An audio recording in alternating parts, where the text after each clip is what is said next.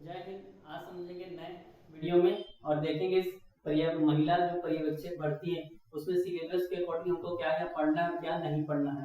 ठीक है दोस्तों, तो जो महिला पर्यवेक्षक भर्ती है उसका ऑनलाइन जो 5 तारीख है, 5 तारीख से शुरुआत हो गया है। ठीक है, आप लोग नई फॉर्म डाले हैं तो व्यापम में वेबसाइट में जाकर आप रजिस्ट्रेशन करके आप फॉर्म फिल कर सकते हैं। ठीक है, 30 तारीख इसका लास्ट डेट है, लेकिन आप 30 के भरोसे ना बैठकर आप जल्दी फिल कर लें, क्योंकि लास्ट में क्या होता है सर्वर में बहुत ज्यादा लोड हो जाता है, जिससे क्या सर्वर मेंटेनेंस में चला जाता है और आपको बहुत सारी दिक्कत उठानी पड़ सकती है और आप चूक भी सकते हैं। ऐसा कई बार होता है कि आप लास्ट में वैकेंसी आएगा फॉर्म भरने करके छोड़ देते हैं, जिससे चक्कर में सर्वर लोड होता है और फॉर्म ही नहीं भरा पाता। तो कोशिश करें आप जल्दी से जल्दी फॉर्म फिल कर तैयारी शुरू कर दें। 30 तारीख लास्ट है। व्यापम के अनुसार अभी हाल ही में शिक्षा वर्ष देखेंगे तो मुश्किल से 1 महीने का समय दिया था व्यापम ने, और समय सारणी परीक्षा का जो समय सारणी वो जारी कर दिया। तो अभी भी ऐसा ही होने वाला है दोस्तों कि 5 तारीख को 3 दिन का समय दिया है 30 तारीख तक। उसके बाद 10 से 15 दिन बाद वो महिला पर्यवेक्षक भर्ती है वो पेपर ले लेगा। ठीक है, तो समय कम है, सिलेबस बहुत ज्यादा है, तो हमको सिलेबस अकॉर्डिंग हमको टॉपिक वाइज टॉपिक पढ़ना है, जिससे क्या है हमको जल्दी से जल्दी कवर हो सके। तो आज हम देखेंगे अर्थव्यवस्था महिला पर्यवेक्षक भर्ती में एक सेकंड विषय है आपका, सेकंड जो टॉपिक है आपका सामान्य मानसिक योग्यता एवं सामान्य ज्ञान। ठीक है, सामान्य मानसिक योग्यता उसमें आएगा, लॉजिकल रीजनिंग भी आएगा। लॉजिकल रीजनिंग में देखेंगे हम कुछ मेन टॉपिक है, तो हमको सीक्वेंस वाइज एक एक उठाकर पढ़ना है। ठीक है, तो हमको देखेंगे एक है अर्थव्यवस्था, ये अर्थशास्त्र है। अर्थशास्त्र के अंदर हमको 7 टॉपिक मिलेगा, उसमें से एक टॉपिक आपका प्राथमिक क्षेत्र, द्वितीय क्षेत्र और तृतीय क्षेत्र। आज इसी में डिस्कशन करेंगे और इसके बारे में जो पूरा डिटेल है उसको समझ लेंगे, क्योंकि ये व्यापम के द्वारा पूछा जाता है, हमेशा पूछा जाता है।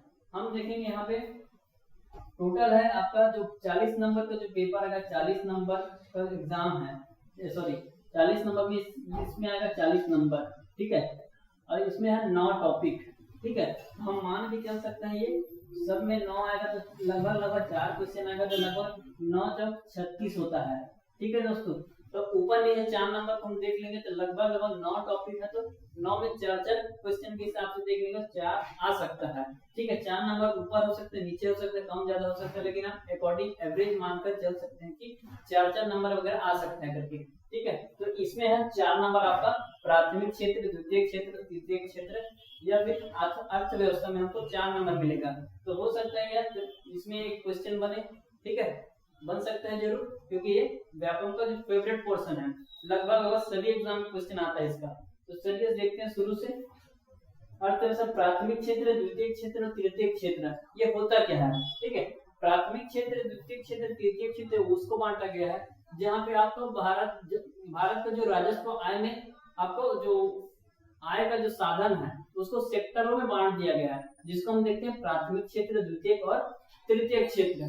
तो प्राथमिक क्षेत्र में कौन कौन से उदाहरण आते हैं या फिर कौन कौन से क्षेत्र आते हैं जो प्राथमिक क्षेत्र के अंतर्गत रखा गया है। ठीक है, तो प्राथमिक क्षेत्र हम अंग्रेजी में बोलते हैं, इसको प्राइमरी सेक्टर भी बोलते हैं। ठीक है, प्राथमिक, इसके अंदर इसे कृषि क्षेत्र भी बोला जाता है। ठीक है, यहाँ पे देखें कृषि, देखो कृषि होता है, पशुपालन भी होता है, आपका मछली पालन भी होता है और वानिकी भी होता है।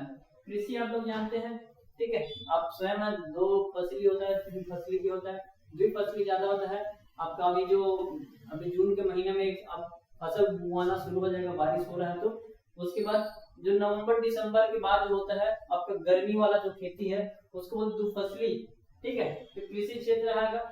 उसके बाद है पशुपालन। पशुपालन में आपको देखेंगे भेड़ पालन होता है, बकरी होता है, आपका सुअर पालन होता है, आपको मुर्गियों का पालन होता है। ठीक है, तो पशुपालन भी आपका प्राथमिक क्षेत्र में आएगा दोस्तों, याद रखना ही।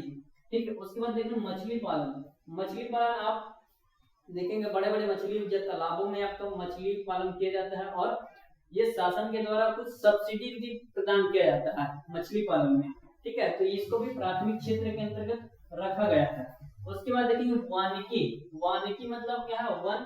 ठीक है, वनों का संरक्षण होता है और कुछ वन ऐसे होते हैं जो बहुत कीमती होते हैं, जैसे चंदन वन। आपको पुष्पा पिक्चर देखे होंगे तो आप समझ जाएंगे चंदन वन कितना महत्वपूर्ण है भारत में। वो जो उसका मूल्य है वो बहुत लाखों में जाता है, आप स्वयं जानते हैं। इसीलिए आपका जो पुष्पा मूवी में दिखाया गया है कि चंदन का तस्करी होता था। ठीक है, तो अभी भी वाकई में मूल्यवान चीज है, उसका जो कॉस्मेटिक आइटम है वो सब बनाया जाता है। ठीक है, तो वानिकी क्षेत्र हम लोग वो कॉस्मेटिक नहीं देखेंगे, वानिकी देखते हैं। वानिकी क्षेत्र में जितने भी वन है, आपका साल है, सेवन है, साल बीजा है, ये सब मूल्यवान चीजें हैं जो आपका जो शासन में बड़े बड़े जो अच्छे अच्छे जो बस आपका फर्नीचर वगैरह उसके निर्माण में काम आता है। तो वानिकी भी आपका प्राथमिक क्षेत्र के अंतर्गत हमको रखा गया है। दूसरा देखते हैं हम, द्वितीय क्षेत्र में आएगा सेकेंडरी सेक्टर। ठीक, इसमें औद्योगिक क्षेत्र या विनिर्माण क्षेत्र को भी कहा जाता है। ठीक है, औद्योगिक क्षेत्र जिनका भी इंडस्ट्रियलाइज है। ठीक है, इंडस्ट्री या फिर उद्योग है, उद्योग में निर्माण होता है, विनिर्माण होता है। ठीक है, जितने भी आपका प्रोडक्शन होता है वो सब द्वितीय क्षेत्र के अंतर्गत हमको रखा गया है, देखने को मिलता है। ठीक है, इंपॉर्टेंट फैक्ट क्या है दोस्तों, यहाँ पे निर्माण क्षेत्र में जितना भी आपका रियल एस्टेट वगैरह जो काम होता है। ठीक है, निर्माणाधीन जो बड़े बड़े बिजनेस है आपका, जो वहां से टैक्स वसूला जाता है। ठीक है, निर्माण क्षेत्र विनिर्माण है, मतलब यहाँ जो जो चीज हमको बनाया जाता है, इंडस्ट्री वगैरह बनेगा। अब घर में हर चीज थोड़ी बनाएंगे, वो सब तो कुटीर उद्योग में आ जाएगा। ठीक है, एकदम सूक्ष्म, अति सूक्ष्म, लघु सूक्ष्म उद्योग। ठीक है, उसके बाद है जल पूर्ति। जल पूर्ति कैसे होगा, बांध को जब बांध के रखेंगे वहां पे जो डैम के माध्यम से सिंचाई व्यवस्था होता है वो होता है आपका जल आपूर्ति। ठीक है, अब बांध देखेंगे तो आपको हीराकुंड बांध है, सबसे बड़ा बांध है, भारत का सबसे बड़ा बांध, विशाल बांध, 5 किलोमीटर लंबा उसका वो क्या बोलते हैं लंबाई है। उसके बाद भाखड़ा नंगल बांध है और नाफ्ता जहाज। उसके बाद देखेंगे आपका तो उत्तराखंड में ऊंचे ऊंचे बांध है। ठीक, तो ये जलापूर्ति के अंतर्गत इसको रखा गया है। उसके बाद गैस क्या होता है, सप्लाई होता है। आप घरों में जो चूल्हा जलते हैं, आप तो पहले लकड़ियों के माध्यम से भी आपका जो रसोई है वो होता था, लेकिन अब शासन ने उसको थोड़ा मॉडिफाई करके आप गैसों के माध्यम से हर घर क्या होते हैं गैस कनेक्शन दिया जा रहा है। ठीक है, अब इसका जो रेट है 200, पहले 200 या 300 में शुरुआत होता है, एग्जैक्ट हमको थोड़ा सा देखना पड़ेगा, लेकिन अब हर घर में गैस कनेक्शन देखने को मिलता है। लेकिन अभी भी चूल्हे के माध्यम से खाना बनाया जाता है, गाँव में अक्सर देखेंगे तो। ठीक है, तो गैस कनेक्शन होता है। इसका जो कंपनी है ONGC और गेल। ठीक है, gas authority of India limited, ये दोनों क्या है दोस्तों, महारत्न कंपनी है। ठीक है, महारत्न कंपनी। ठीक है, ONGC और GAIL GAIL, gas authority of India limited, ये गैस उत्पादन की कंपनी, ये भारत सरकार की महारत्न कंपनी, याद रखना ये, इससे क्वेश्चन बन सकता है। ठीक है, उसके बाद देखेंगे तृतीय क्षेत्र। तृतीय क्षेत्र को इसको सबसे पहले बोला जाता है सेवा क्षेत्र, याद रखना, तृतीय क्षेत्र को सेवा क्षेत्र भी बोला जाता है। ठीक है, प्राथमिक क्षेत्र क्या बोला जाता है, कृषि क्षेत्र भी बोला जाता है। ठीक है, जितने में कृषि, पशुपालन, मछली पालन ये सब होता है। उसके बाद तृतीय क्षेत्र सबसे ज्यादा उत्पादन, जो सबसे ज्यादा क्या होता है राजस्व देने वाला जो क्षेत्र है आपका तृतीय क्षेत्र, टेरिटरी सेक्टर बोलते हैं इसको। ठीक, राष्ट्रीय आय में सबसे ज्यादा योगदान होता है। ठीक है, राष्ट्रीय अब शासन क्या होता है, सबसे आप शासन पैसा छाप कर आपको जो योजना है वो सब नहीं देता। शासन जो आय है वो राजस्व आय होता है, टैक्स वसूलेगा। ठीक है, बहुत सारे वस्तु में कर लगाता है, तभी जाकर वो अपना जो राजकोष है वो उसको भरता है, तभी जाकर वो विभिन्न योजनाएं लाता है। वही पैसा क्या करता है, गरीबों या फिर जनता में अपने योजना के माध्यम से उसको प्रदान किया जाता है। ठीक है, तो ये राष्ट्रीय आय में सबसे ज्यादा योगदान होता है, तो तृतीय क्षेत्र में होता है आपका राजस्व प्राप्ति। उसके बाद इसका जो उदाहरण है, पहला आता है शिक्षा। ठीक है, आज देखेंगे दोस्तों शिक्षा क्षेत्र इतना व्यापक है। ठीक है, तो सभी आजकल शिक्षित के जो वो है क्या बोलते हैं, जो पायदान है उसको लागू जो शासन के द्वारा किया जा रहा है, जो प्रोत्साहन दिया जा रहा है। अब हर गांव में, हर स्कूल, हर गांव में एक तो प्राथमिक स्कूल तो होना ही चाहिए। ठीक है, साथ साथ 1-8 किलोमीटर के अंदर मिडिल स्कूल लगभग ये होना चाहिए, है ना। ये शासन के द्वारा नियम बन गया है। अब लगभग सभी गांव में देखें, सभी गांव में स्कूल होता है। पहले क्या होता था, 1 या 5 गांव 10 गांव में एक ही स्कूल होता था, जिससे क्या पढ़ाई में पढ़ाई होता तो था, लेकिन वो दूरी के कारण भी आधा बच्चे छोड़कर पढ़ाई छोड़ देते थे। ठीक है, तो इसको दूर करने के लिए आपका प्रति गांव या प्रति हर गांव में एक स्कूल होना ही चाहिए। प्राथमिक स्तर पर तो होगा, ठीक। अब प्राइवेट स्कूल भी आ गए दोस्तों, आप हर गली मोहल्ले बगल बगल में देखें तो स्कूल हो गया है। ठीक है, तो उसके बाद देखेंगे स्वास्थ्य। ठीक है, भारत में बहुत सारे एम्स हॉस्पिटल बन गए स्वास्थ्य व्यवस्था को जो चरमरा था। अब कोरोना काल में देखेंगे स्वास्थ्य में कितना डगमगाया था, लेकिन हमारे डॉक्टर साहब हैं, उन लोग बहुत हद तक आपका जो नियंत्रण है वो सब बनाए थे, व्यवस्था स्वास्थ्य व्यवस्था को ठीक किए। ठीक, स्वास्थ्य व्यवस्था देखेंगे तो आपका एम्स आता है। ठीक है, सबसे बड़ा है भारत सरकार का AIIMS, all India institute of medical science. ये छत्तीसगढ़ में देखेंगे, छत्तीसगढ़ का जो रायपुर वाला एम्स है, रायपुर एम्स है, वो 9वां क्रम का है, याद रखना दोस्तों। ठीक है, छत्तीसगढ़ का एम्स है वो 9वां क्रम का, एग्जाम में 2016 में पूछा गया है एग्जाम में। ठीक है, उसके बाद देखेंगे संचार आपका टेलीकॉम सेक्टर है। ठीक, उसके बाद सेवा में आएगा दोस्तों आपको परिवहन आएगा, बीमा है, भंडारण है।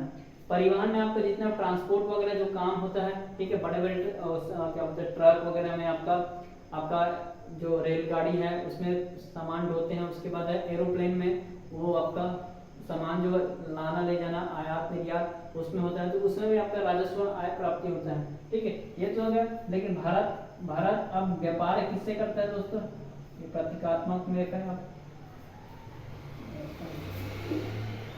ठीक है,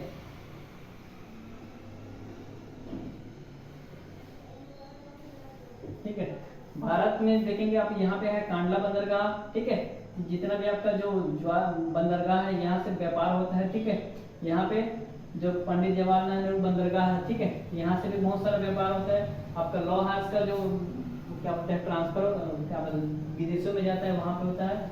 यहाँ पे कर्नाटका बंदरगाह होता है। ठीक है, यहाँ पे जो लॉ हाउस के निकलते हैं वहाँ से पंडित जवाहरलाल नेहरू से विदेश जाता है। उसके बाद यहाँ पे छत्तीसगढ़ का जो माइंस है आपका और बैलाडीला खान, वो अब विशाखापट्टनम बंदरगाह से जापान जाता है। ठीक है, तो आप देखेंगे हवाई मार्ग से होता है, एक तो हवाई मार्ग होगा हवाई, दूसरा है आपका सड़क मार्ग। ठीक है, और तीसरा था जल मार्ग। ठीक है, तीनों तरह से होता है आपका परिवहन। ठीक है, बीमा देखेंगे आप लोग LIC। ठीक है, थोड़ा फाइनेंस हो तो प्राइवेट हो गया। ठीक है, उसके बाद भंडारण, जितना भी स्टॉक रखेंगे तो जो महामारी अभी देखो कोरोना आया था तो महामारी में बहुत सारी चीजों का जो दाम है वो बहुत बढ़ गया था। ठीक है, तो स्टॉक रखते व्यापारी और मुनाफा कमाने के लिए 10 रुपए की वस्तु को 100 रुपए तक में ही बेचते थे। ठीक है, तो इससे क्या महंगाई बढ़ जाता था। तो भंडारण बहुत इंपॉर्टेंट है किसी भी आपका देश का देखेंगे तो लिमिट में ही कोई चीज को रखेंगे तो सिचुएशन जो बहुत विकट परिस्थिति है वो आएगा तो फिर पूर्ति नहीं हो पाएगा। तो ज्यादा से ज्यादा भंडारण रखेंगे तो एक आपदा या फिर कुछ भयानक स्थिति आए तो वो पूर्ति हो सके। ठीक है, भंडारण होता है सबसे क्या बोलते हैं तृतीय क्षेत्र का महत्वपूर्ण। ये आपका 2016 में आ चुका है क्वेश्चन। ठीक है, 2016 में आपका RI में ये सब पटवारी में आया था। ठीक है, 2016 में आ चुका है ये। ठीक, ये हो गया तृतीय क्षेत्र। ठीक है, ये एक टॉपिक खत्म होता है। ठीक है, इसको हम एग्जाम्पल के तौर पर याद रखिए कौन से क्षेत्र में कौन सा होता है। जल आपूर्ति किस क्षेत्र के अंतर्गत आता है पूछेगा, या फिर बीमा कौन से क्षेत्र के अंतर्गत आता है, या सेवा क्षेत्र किस क्षेत्र को बोला जाता है, ऐसा करके क्वेश्चन पूछता है। ठीक है, फिर महत्वपूर्ण तथ्य कुछ देख लेते हैं। ठीक है, महत्वपूर्ण तथ्य में क्या आएगा, मध्याह्न भोजन कार्यक्रम की शुरुआत कब हुआ था। मध्याह्न भोजन कार्यक्रम की शुरुआत 15 अगस्त 1995 को हुआ था। याद रखना दोस्तों, 15 अगस्त 1995 शुरुआत कहाँ से हुआ, ये आप लोग देख रहे हैं यहाँ पे। ये तो होगा केरल, ये है तमिलनाडु।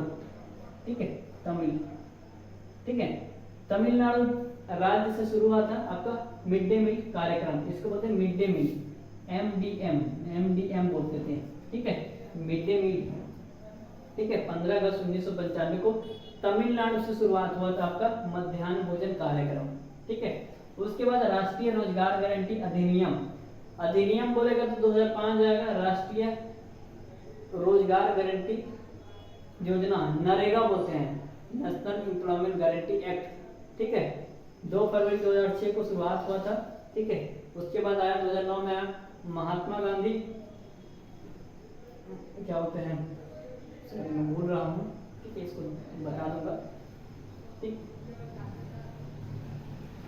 उसके बाद देखेंगे पूर्ण रोजगार वह अवस्था जहां पर चक्रीय बेरोजगारी शून्य होता है। इसको इंपॉर्टेंट फैक्ट है दोस्तों, याद रखना, ठीक है, पिछले एग्जाम में पूछा हुआ क्वेश्चन है। पूर्ण रोजगार वह अवस्था है जहां पर चक्रीय बेरोजगारी शून्य होता है, ठीक है, इसको याद रख लेंगे। उसके बाद देखेंगे सर्वप्रथम गेहूं के फसलों में क्या बोलते हैं, समर्थन मूल्य दिया जाता था, वेरी वेरी इंपॉर्टेंट है। अब कुल 27 फसलों में दिया जाता है आपका क्या बोलते हैं, समर्थन मूल्य।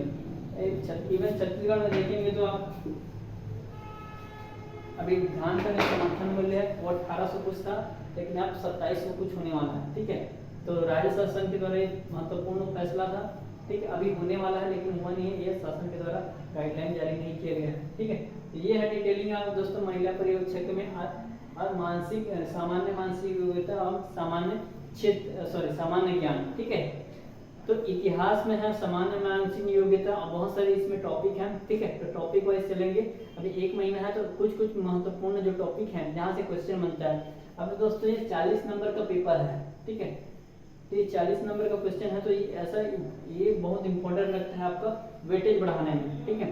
आपका 100 नंबर का पेपर होगा, उसमें से अकेला ये 40 नंबर का आता है, तो क्यों ना हम इसी को ही ज़्यादा क्या बोलते हैं फोकस करें, जिससे कि हमको 40 नंबर का जो पेपर है उसमें हो जाए कंप्लीट, हमका सिलेबस कंप्लीट हो जाए, ठीक है। ये रहा दोस्तों प्राथमिक क्षेत्र, द्वितीय क्षेत्र, तृतीय क्षेत्र का आपका जो बेसिक इंपॉर्टेंट चीज़ें हैं वो सब देख लिए, ठीक है दोस्तों। आज के लिए इतना ही। मेरे चैनल में नए हैं तो सब्सक्राइब करें, शेयर करें। जय हिंद।